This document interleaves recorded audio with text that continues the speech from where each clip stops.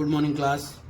आज हम लोग अपना टॉपिक सीमेंट के बारे में स्टडी करेंगे। सीमेंट जो है हमारा बाइंडिंग मटेरियल है, ये बाइंडिंग प्रॉपर्टी देता है। जितना भी हम लोग अपना सिविल कंस्ट्रक्शन में देख रहे हैं, मेजॉरिटी ऑफ चीज़ें सीमेंट से मिलकर ही बनी होती है। तो इसमें सीमेंट में जो हम लोग देखते हैं, इसका कंपोजिशन क्या होता है।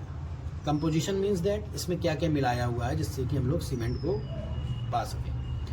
तो जब इसका कंपोजिशन देखा जाता है तो पाया जाता है कि इसमें कैलकेरियस मटेरियल है, आर्जिलिशियस मटेरियल है और सिलिशियस मटेरियल है। तो आर्जिलिशियस मटेरियल, कैलकेरियस मटेरियल और सिलिशियस मटेरियल मीन्स दैट आर्जिलिशियस में होता है क्ले, शेल। कैलकेरियस वो जिसमें कैल्शियम पाया जाए, तो हमारा लाइमस्टोन हो गया, CaCO3 और चॉक। सिलिशियस मटेरियल मतलब जिसमें सिलिका पाया जाए। तो ये है हमारे रॉ मटेरियल, एक तरीके से इनको मिला करके ही हम लोग सीमेंट को पाते हैं। फिर क्या होता है, मैन्युफैक्चरिंग हमारी सीमेंट की कैसे हो रही है। तो सीमेंट की मैन्युफैक्चरिंग में हम लोग ये देखते हैं कि सारे जो मटेरियल्स हैं इनको आपस में ग्राइंड कर लिया जाता है, मिक्स कर लिया जाता है और एक प्रॉपर टेम्परेचर दिया जाता है जिससे कि वो लोग हीट होके आपस में अच्छे से ऑक्साइड्स वगैरह बना लें, सिलिकेट्स बना लें, एल्यूमिनेट्स बना लें। इस वजह से उसको हीट प्रोवाइड करी जाती है। तो अब क्या होता है, जो रॉ मिल, पहले हम अपने कैलकेरियस, आर्जिलिशियस और सिलिशियस मटेरियल को मिलाते हैं रॉ मिल में। रॉ मिल में मिलाने के बाद में उनको स्टोर करा जाता है रॉ मिल सिलोज में। स्टोर करने के बाद में इनको भेजते हैं हम रोटरी किल्न में। रोटरी किल्न में होता है 1300 से 1500 डिग्री सेल्सियस टेम्परेचर। जब इस टेम्परेचर में ये हीट करे जाते हैं तो ये छोटे छोटे मॉड्यूल्स बना लेते हैं और आपस में फ्यूज़ हो जाते हैं अच्छे से। फ्यूज़ होने में क्या होता है, जितने भी ऑक्साइड्स होते हैं हमारे, ऑक्साइड्स हमारे सिलिकेट्स और एल्यूमिनेट्स बनाते हैं, जिनको हम बोक्स कंपाउंड कहते हैं। तो बोक्स कंपाउंड अभी आगे पढ़ेंगे, लेकिन यहाँ पर ये सारी रिएक्शंस हो जाती है हमारी। रिएक्शन होने के बाद में जितने भी क्लिंकर बने होते हैं, क्लिंकर्स को हम लोग सिलोज का काम ये होता है। सिलोज मतलब होता है जहाँ पे हम लोग स्टोर करते हैं चीज़ों को, स्टोरेज।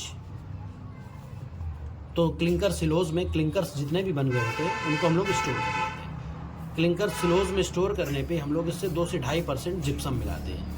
जिप्सम का काम होता है रिटार्ड करना रिएक्शन को। तो जब हम सीमेंट इस्तेमाल करते हैं तब हम उसमें ये देखते हैं कि वो जल्दी से सेट तो नहीं हो जा रही है, तुरंत जो रिएक्शन होती है वो सेट ना हो जाए, तो रिटार्डर का काम करता है जिप्सम,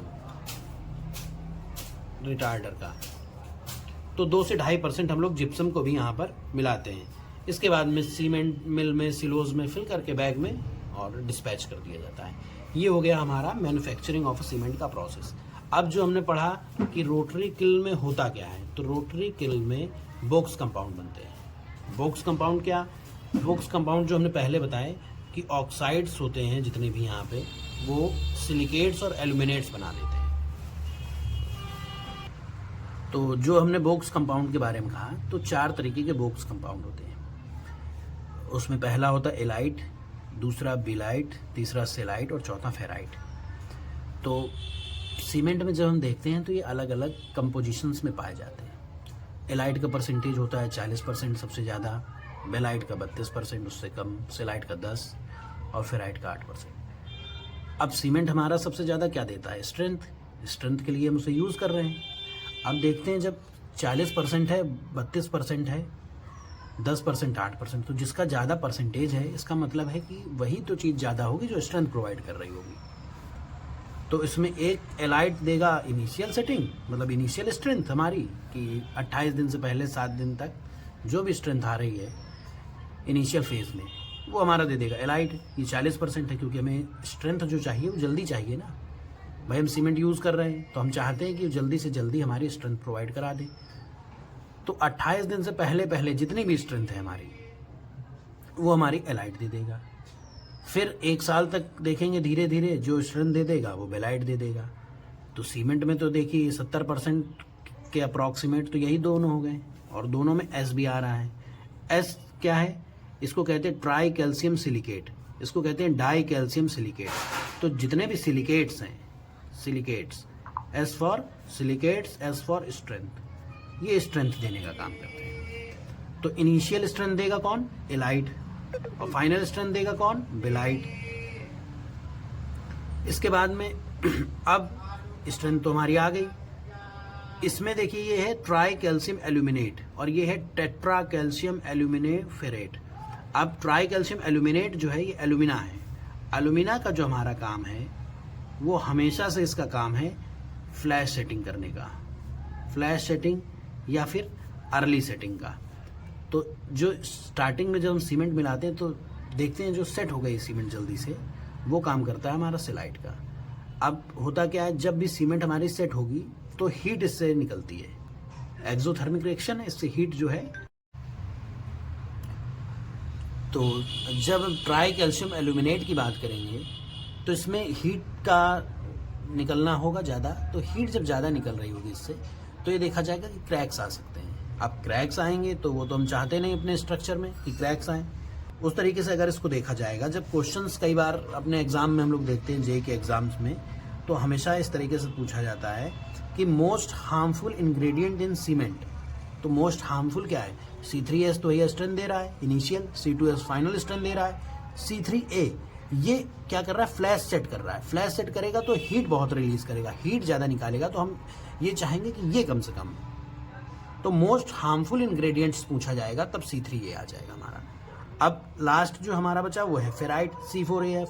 C4AF में सिलिका है नहीं है, जब सिलिका नहीं है तो स्ट्रेंथ का कोई काम नहीं है। तो ये पुअरेस्ट सीमेंटिंग मटेरियल है, ये एक तरीके से ऐसे ही बना रहता है, इसका कोई भी ऐसा पर्टिकुलर यूज़ नहीं है। तो 4 हमारे हो गए, एलाइट, बेलाइट, सेराइट और फेराइट। इसकी ट्रिक याद करने की, जैसे ABCD हम लोगों ने बचपन में पढ़ा हुआ है, ABCDEF ऐसे पढ़ा हुआ है हम लोगों ने, तो उसमें D और E नहीं है। Alite, B for belite, C for celite और F फॉर फेराइट। और यही इनका परसेंटेज का ऑर्डर है, 40% सबसे ज़्यादा, 32, 10%, 8%।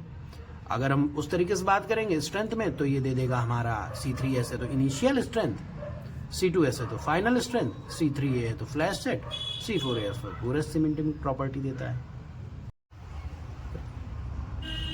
अब देखिए, अब जैसे हमने बताया सबका अलग अलग प्रॉपर्टीज़ हैं, क्या क्या फंक्शन है पता चल गया।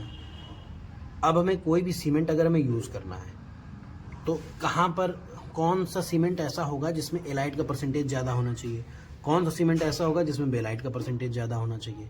इस तरीके से अलग अलग जितनी भी हमारे सीमेंट्स हैं वो देखा जाएगा और कहाँ कहाँ पे यूज़ हम कर सकते हैं। तो अब जब सबसे पहले हम देखेंगे C3S हमारा क्या देता है? इनिशियल स्ट्रेंथ देता है। तो जहाँ पर हमें इनिशियल स्ट्रेंथ चाहिए होगी, मतलब जल्दी स्ट्रेंथ चाहिए होगी, वहाँ पर हम यूज़ करेंगे। जैसे जब हमारा रोड वर्क हो रहा होगा तो रोड वर्क में हम चाहते हैं बहुत जल्दी हमारी स्ट्रेंथ आ जाए और लोग वहाँ पर अपना आना जाना स्टार्ट कर सके। तो रोड वर्क होगा वहाँ पर हम इसका यूज़ करेंगे। कोल्ड रीजन होगा जहाँ पे ठंडक बहुत ज़्यादा है वहाँ पर यूज़ करेंगे। प्री फैब्रिकेशन वर्क में यूज़ करते हैं। प्री फैब्रिकेशन होता है कि जहाँ पर पहले बना दिए जाते हैं सारा स्ट्रक्चर वगैरह और ला करके साइड में लगा दिया जाता है। जैसे हमारा मेट्रो का वर्क होता है वहाँ पर, तो पहले वहाँ पर सब बन गए और ला करके साइड में उसको इंस्टॉल कर दिया गया। तो इस तरीके की जगह पर एलाइट का जो फंक्शन है वो देखा जाता है मेजॉरिटी में कि यहाँ यूज़ कर सकते हैं। तो सबसे ज़्यादा कहाँ यूज़ कर सकते हैं? रोड वर्क में यूज़ कर सकते हैं, कोल्ड रीजन में यूज़ कर सकते हैं और प्री फैब्रिकेशन वर्क में यूज़ कर सकते हैं। अब आ गया हमारा बेलाइट C2S क्या करेगा? लेट स्ट्रेंथ देगा। हमें लेट स्ट्रेंथ कहाँ पे चाहिए? हमें लेट स्ट्रेंथ चाहिए जहाँ पर डैम्स हो गया, ब्रिजेस हो गया, क्योंकि ब्रिजेस बनना आज से चालू हुआ। अब ये तो है नहीं कि 10 दिन में बन जाएगा, कि 5वें दिन उसमें गाड़ी निकलना चालू हो जाएगी, ये तो है नहीं।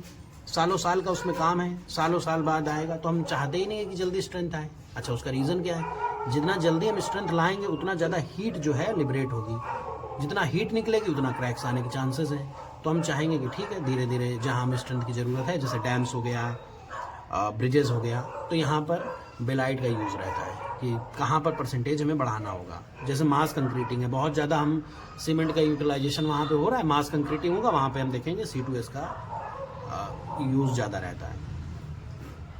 फिर बाकी इन दोनों का यूज़ का तो ऐसा है नहीं कुछ, इन्हीं दोनों में मेजॉरिटी देखा जाता है कि एलाइट का कैसा और बेलाइट का कैसा। अब जैसे कि हम बता रहे थे डिफरेंट बॉक्स कंपाउंड हमारे, जैसा जैसा परसेंटेज चेंज होगा वैसे वैसे टाइप्स ऑफ सीमेंट चेंज होगा। वैसे एक हमारा नॉर्मल है OPC सीमेंट या PPC सीमेंट। इसके बाद में जब हम देख रहे हैं रैपिड हार्डनिंग सीमेंट, वो नाम से पता चल रहा है रैपिड हार्डनिंग, मतलब इसमें स्ट्रेंथ जो है वो जल्दी आए। स्ट्रेंथ अगर हम जल्दी चाह रहे हैं, कैसी स्ट्रेंथ चाह रहे हैं? जो 3 दिन में OPC सीमेंट दे रहा है वो रैपिड हार्डनिंग सीमेंट 1 दिन में दे दे। हमें स्ट्रेंथ जल्दी चाहिए तो जब हमें स्ट्रेंथ जल्दी चाहिए तो एलाइट का परसेंटेज ज़्यादा रख दें तो जल्दी स्ट्रेंथ आ जाएगी। तो एलाइट होता है C3S का परसेंटेज बढ़ा दिया। C2S होता है बेलाइट, ये होता है 1 साल तक स्ट्रेंथ देगा, तो इसका परसेंटेज कम कर दिया। तो इनिशियली फेज में क्या होगा, जल्दी जल्दी स्ट्रेंथ आना स्टार्ट हो जाएगी, जल्दी जल्दी स्ट्रेंथ देगा, रैपिड हार्डनिंग सीमेंट बन जाएगा। अब हमें चाहिए एक्स्ट्रा रैपिड हार्डनिंग सीमेंट, और ज़्यादा हम चाहते हैं कि जल्दी स्ट्रेंथ आ जाए, और तो उसके लिए हम क्या करें, कुछ एडमिक्सचर्स होते हैं, एसेलरेटर होते हैं जो रिएक्शन का रेट बढ़ा देते हैं। तो वो होता है 2% ऑफ CaCl2 होता है, उसको हम मिला देते हैं रैपिड हार्डनिंग सीमेंट में। रैपिड हार्डनिंग सीमेंट में 2% CaCl2 मिलाएंगे तो एक्स्ट्रा रैपिड हार्डनिंग सीमेंट बन जाएगा। अब ये तो हो गया, चलो हमें जहाँ बहुत जल्दी कंस्ट्रक्शन करना है वहाँ हमने यूज़ कर लिया। अब ऐसी भी तो जगह होंगी, जैसे हो गया नदी हो गई या कैनाल की लाइनिंग हो गई, अलग अलग स्ट्रक्चर जो सी वाले, उनमें भी तो हमें सीमेंट लगाना है। तो वहाँ पर हमें क्या चाहिए, वहाँ पे सल्फेट होगा जो सॉइल में होगा, तो वो भी रिएक्शन कर जाएगा हमारा सीमेंट से, तो सीमेंट को ख़राब कर देगा।